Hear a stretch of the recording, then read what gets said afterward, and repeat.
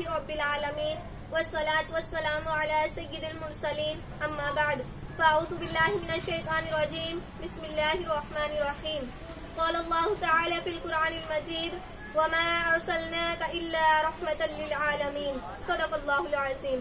मोहतरम सामीन व नाज़रीन, अस्सलामु अलैकुम व रहमतुल्लाहि व बरकातुहू। मैंने खुतबा मसनूना के बाद जिस आय करीमा की तिलावत करने का शर्फ हासिल किया, अल्लाह ताला मुझे उसके मुताबिक हक कहने की तौफीक अता फरमाए। अल्लाह ताला कुरान करीम में अपने प्यारे हबीब सल्लल्लाहु अलैहि वसल्लम की शान में इरशाद फरमाता है, हमने आपको तमाम आलम के लिए रहमत बनाकर भेजा है।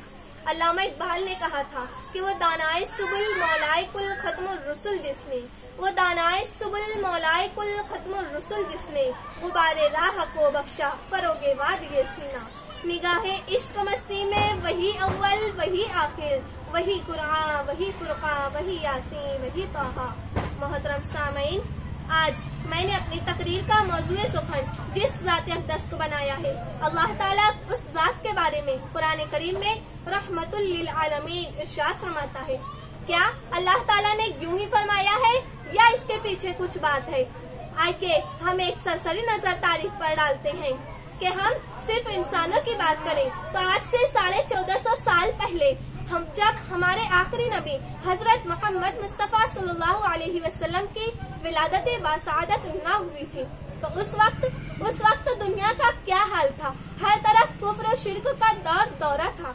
नौमौलूद बेटियां जिंदा दफन कर दी जाती थी, बेवाओं को मनहूस समझा जाता था और उनके साथ जानवरों से बदतर सलूक किया जाता था।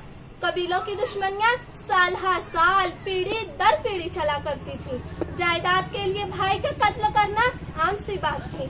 हराम रिश्तों के साथ शादियां करने में कुछ ऐब नहीं समझा जाता था। फहाशी, उर्यानियत, नशा, शराब नोशी, धोखाधड़ी, मक्कारी वगैरह आम बात थी। हत्ता के इंसानियत के सामने इंसानियत शर्मसार थी।